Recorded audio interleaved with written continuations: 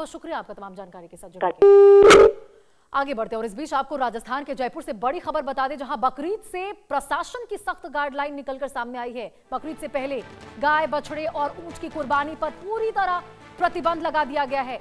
जयपुर में मुस्लिम समाज ने कहा है कि कानून के दायरे में कुर्बानी होगी। साफ सफाई और भाईचारे का संदेश देने की अपील की गई है। तो देखिए, बकरीद से पहले कई राज्यों में प्रशासन ने विशेष गाइडलाइन जारी करते हुए गाय, बछड़े और ऊंट की कुर्बानी में पूरी तरह से प्रतिबंध लगाने के निर्देश दिए हैं। और इसी को लेकर अब जयपुर से भी खबर निकलकर सामने आई है, जहां मुस्लिम समुदाय के लोगों ने कहा है कि हमेशा भारतीय कानून और प्रशासनिक नियमों का पालन करते हैं। को पूरे हिंदुस्तान में बकरा ईद का त्यौहार मनाया जाएगा। ऐसे में इस मौके पर किन किन जानवरों की कुर्बानी होती है, आइए जयपुर के लोगों से जानते हैं कि वो इस बड़े त्यौहार को लेकर क्या कहते हैं। पहले आपसे जानना चाहेंगे, जिस तरह से बकरा ईद का त्यौहार है, किन किन जानवरों की कुर्बानी की जाती है? देखिए, हमारे यहाँ ये त्यौहार है, ये बहुत अच्छा त्यौहार है। हम इसमें जो कुर्बानी करते हैं ना, बकरे की, भेड़ की और बकरी की, हम ज़्यादा बड़े जानवरों की कुर्बानी कम करते हैं। इससे किसी की भी समाज को कोई तकलीफ पहुँचे, हम उस सब को ध्यान में रखते हुए कुर्बानी करते हैं। और इस कुर्बानी से किसी को तकलीफ नहीं पहुँचे, हमारा यही प्रयास रहता है और हम इस प्रयास को कायम रखेंगे। सलीम भाई, जानना चाहेंगे, जिस तरीके से कहा जाता है कि हिंदुस्तान में गायों की कुर्बानी होती है, बछड़ों की होती है, ऊँटों की होती है, इस तमाम चीज़ों को लेकर क्या कहेंगे आप? नहीं, गायों की कुर्बानी तो देखो मुस्लिम समुदाय करता ही नहीं, और गाय हमारे हिंदू भाइयों की माता है। तो हम तो ये चाहते हैं कि गाय को राष्ट्रीय पशु घोषित करें। उसको हिंदुस्तान में तो खैर होना भी नहीं चाहिए और होगी भी नहीं, हम भी इस चीज़ के खिलाफ हैं।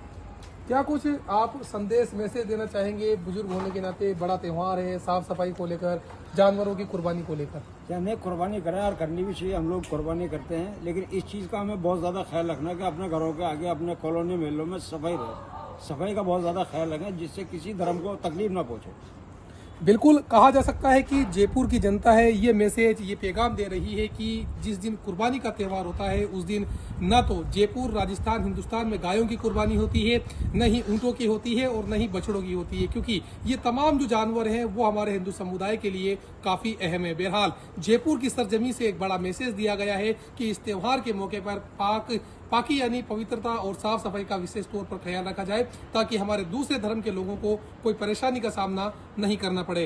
मोहम्मद रजा उल्लाह, इंडिया न्यूज, जयपुर। और इसी खबर पर ज्यादा जानकारी के साथ हमारे सहयोगी रजा उल्लाह हमारे साथ जुड़ चुके हैं। रजा, देखिए, एक तरफ पश्चिम बंगाल है, जहां पे मुस्लिम समुदाय खुलेआम कह रहा है कि हम तो काटेंगे, चाहे फिर कलकत्ता हाईकोर्ट की ओर से कुछ भी कहा जाए, कुर्बानी तो देंगे। और एक तरफ जयपुर है, बिल्कुल विपरीत तस्वीरें निकलकर सामने आ रही हैं। बिल्कुल, देखिए, जयपुर को छोटी काशी के नाम से पूरे विश्व के अंदर जाना जाता है, गुलाबी शहर के नाम से पूरे विश्व के अंदर जाना जाता है।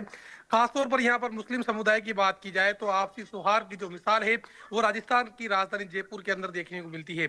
चाहे से यहाँ पर गणेश उत्सव की बात की जाए, बकरा ईद की बात की जाए, ईद की बात की जाए, दशहरे की बात की जाए या फिर हनुमान जयंती की बात की जाए, अलग अलग त्योहारों की बात की जाए, जहां पर एक तरफ जयपुर के हवाबेल इलाके में कृष्ण जन्मोत्सव सहित अन्य जो झांकियां हैं वो निकाली जाती है, जब मुस्लिम समुदाय की तरफ से लगातार पुष्प वर्षा की जाती है। वहीं जब ईद का बड़ा त्यौहार होता है तो राजधानी जयपुर में गंगा जमनी तहजीब के तहत जो हिंदू समुदाय के लोग हैं वो यहाँ पर पुष्प वर्षा करते हैं। कहा जा सकता है कि अपने आप में राजधानी जयपुर पूरे विश्व के अंदर जो गंगा जमनी तहजीब के लिए अपना अलग ही रजा, और यही वजह है कि यहाँ से भाईचारे की संदेश भी निकलता हुआ नजर आ रहा है। बहुत बहुत शुक्रिया आपका तमाम जानकारी के साथ जुड़ने के लिए।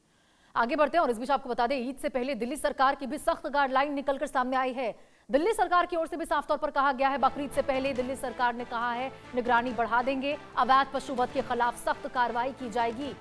और देखिए, पश्चिम बंगाल के बाद, जयपुर के बाद यहाँ पर अब दिल्ली में भी पशुओं की प्रतिकूलता पर जीरो टॉलरेंस की नीति अपनाई जाएगी।